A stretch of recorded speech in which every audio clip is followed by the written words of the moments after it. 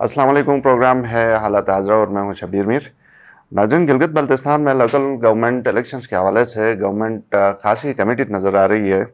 अभी पिछले दिनों इस हवाले से चीफ इलेक्शन कमिश्नर का भी बाकायदा एक प्रेस कॉन्फ्रेंस में उन्होंने उस कमिटमेंट का भी इजहार किया और तफसीलात काफ़ी सारी बताई। बहुत ही अच्छी बात है, 2004 में लास्ट गिलगित बल्तिस्तान में इलेक्शन हुए थे लोकल बॉडीज़ का, और उसके बाद अब तकरीबन 24 आ रहा है, और 2004 से 9 तक, और यानी 9 के बाद से अभी तक इलेक्शन नहीं हुए हैं, और कोई वो जो निज़ाम था वो नाफिजुल अमल नहीं है। तो बड़ी अच्छी बात है, बड़ी खुशखबरी है गिलगित बल्तिस्तान के अवाम के लिए कि अब लोकल गवर्नमेंट के इलेक्शंस होने जा रहे हैं। लेकिन इसके साथ साथ चंद सवाल हैं जो आज के इस प्रोग्राम में मैं हुकूमत के सामने रखना चाहता हूँ। वो इसलिए ताकि अगर गवर्नमेंट की इस हवाले से कोई तैयारी नहीं है तो वो इसकी तैयारी करें। अगर तो अवल तो होपफुली इसकी तैयारी होगी, लेकिन बहरहाल हम इसके ऊपर जो सवाल हैं वो आपके सामने रखते हैं। पहली बात तो ये है कि जो निज़ाम 2004 से 9 तक था, बहुत छोटा सा एक निज़ाम था बल्दिया गिलगित में। उस वक्त हमें खुद याद है, छोटा सा एक ऑफिस था, एक हॉल था, 2 कमरे थे, और कोई 26-27 मेंबरान बदशमूल चेयरमैन के उसी में निज़ाम चलाते थे।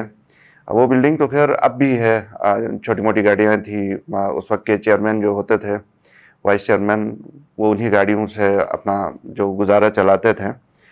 और इसके साथ साथ ये भी मैं आपको बताऊं कि बहुत ही ज़ाहिर है उस वक्त महदूद बजट था उस ज़माने के हिसाब से। एम्प्लॉइज़ की तादाद इतनी नहीं थी।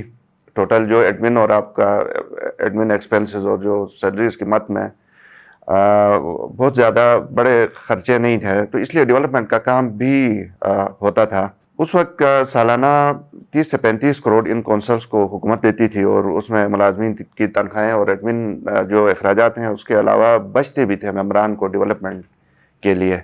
अब ज़ाहिर है डिलिमिटेशन और डीमार्केशन के बाद मेम्बरान की तादाद भी 40-50 तो होगी, और अब चूँकि सिस्टम भी जो है वो अपग्रेड हो गया है, अब म्यूनसिपल कॉरपोरेशन बन गया है, तो अब वसी हो गया है। तो इसका मतलब ये है कि उस टाइम के मुकाबले में अब हमारे अखराजात भी ज़्यादा होंगे, जो मेम्बरान हैं उनकी तादाद भी ज़्यादा होगी। ज़ाहिर डिलिमिटेशन और डीमार्केशन के बाद ये तो अब होने जा रही है, तो 40-50 मुलाजमीन अब होंगे। तो इसमें 2-3 चीज़ें पहले ये देखनी है कि उस वक्त के जो, जैसे मैंने बताया, वो ऑफिस जो गिलगित में था वो तो अब उस तरह काबिल इस्तेमाल नहीं है। वो गाड़ियाँ इसलिए उस तरह काबिल इस्तेमाल अब नहीं होंगी। अब ज़ाहिर है मेयर, डिप्टी मेयर और फिर इसी तरह चेयरमैन वगैरह के लिए मेरा नहीं ख्याल कि उन गाड़ियों के ऊपर वो गुजारा करेंगे। तो इनके लिए मुझे लगता है कि नई गाड़ियाँ भी आपको देनी होंगी, क्योंकि ये अवामी मुंतखब जो अरकान होंगे तो इनकी फरमाइशें तो होंगी कि ये नई गाड़ियाँ मांगेंगे। फिर इनके अपने जो ऑनरेरिया कहें, ऑनरेरियम अच्छा खासा होता है, उसके लिए भी कोई कुशन रखना होगा।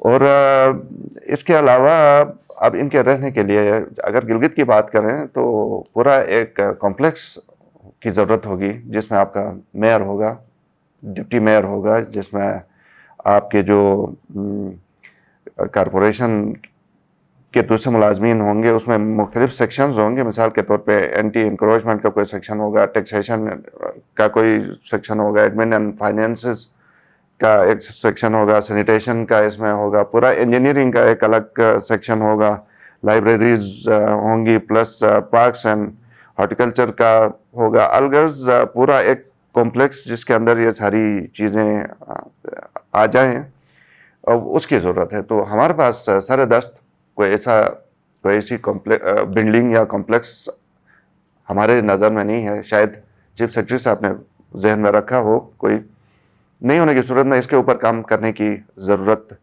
होगी। इसके अलावा अगर आप दीगर अजला में देखें तो जो बाद में नए अजला बने हैं उनमें तो कतन कोई इस तरह की बिल्डिंग नहीं। यहाँ तक कि हुंजा में भी एक रेंटेड बिल्डिंग है जिस पर आपका म्यूनसिपल कॉरपोरेशन और जो डिस्ट्रिक्ट कौंसल के लोग किराए के एक बिल्डिंग में रह रहे हैं। नागिर में नहीं है। इस तरह से कदम में कदर बेहतर है, लेकिन اب موجودہ حالات میں وہ آپ کے جو تمام ریکوائرمنٹس کو کیٹر نہیں کر پائے گی. اسی طرح اسٹور میں بھی آپ کو آفس کی ضرورت ہوگی. تو مطلب یہ ہے کہ اس کے اوپر بھی آپ کو اخراجات کرنے ہوں گے. پھر ان کے ساتھ سٹاف ہوگا, پھر ان کے ڈیلی جو سرکاری اخراجات ہوں گے, ان کی اس کے علاوہ جو دیگر تنخواہیں وغیرہ ہوں گی, تو اس کے اوپر سوچنا ہوگا. ٹھیک ہے, پہلے تو آپ الیکشن تو کروا لیں گے, 30-40-50 کروڑ گورنمنٹ آپ کو دے گی, الیکشن آپ کروائیں گے. اس کے بعد کے پھر بے شمار اخراجات ہوں گے, کچھ کا جیسے میں نے ابھی آپ کو ذکر کیا. اب ان کو جو تمام جن کا میں نے ذکر کیا, میئر وغیرہ اور جو ممبران کی تعداد اب بڑھے گی, تو ان کو جب آپ گاڑیاں دیں گے تو ان کے فیول کے ایکسپینسز ہوں گے, ریپیئر اینڈ مینٹیننس کے ان کے ایکسپینسز ہوں گے, جیسے میں نے کہا وہ آنریریا وغیرہ. تو اس کو بھی آپ لائٹ نہیں لے سکتے ہیں, کیونکہ ان کے اوپر اچھے خاصے اخراجات آتے ہیں. 2009 سے جو 2004 سے 9 تک کے ٹائم پیریڈ میں جو ملازمین اس وقت ان کے تھے وہ کوئی 200 یا 400 ملازمین تھے, اور اب کوئی 1400-1500 ملازمین ہیں. تو اور ان کا جو سالانہ اخراجات ہیں, یہ سیلریز اور ایڈمن فلاں فستان اس میں ملا کے کوئی 94 کروڑ کا ایکسپینسز ہیں. تو اب اس کا مطلب یہ ہے کہ آپ جب الیکشن کروا کے یہ سسٹم ان پلیس کریں گے, یہ تمام چیزیں آپ کی ہوں گی, اور اس پہ یہ جن چیزوں کی طرف میں نے آپ کی ابھی نشاندہی کی, اس کے بعد پھر صرف یہ تو نہیں ہے کہ آپ نے ان کو بٹھانا ہے سسٹم کو ان پلیس کر کے, اب ڈیولپمنٹ کے کام بھی کروانے ہیں. انہوں نے صرف آ کے آفیسز میں تو بیٹھنا نہیں ہے. تو اب ڈیولپمنٹ کے کام کروانے کے لیے, یہ سارا کچھ کرنے کے لیے آپ کو اربوں روپے چاہیے. تو اس کے لیے ابھی سے آپ کو منصوبہ بندی کرنے کی ضرورت ہے, حکومت کو ابھی سے منصوبہ بندی کرنے کی ضرورت ہے.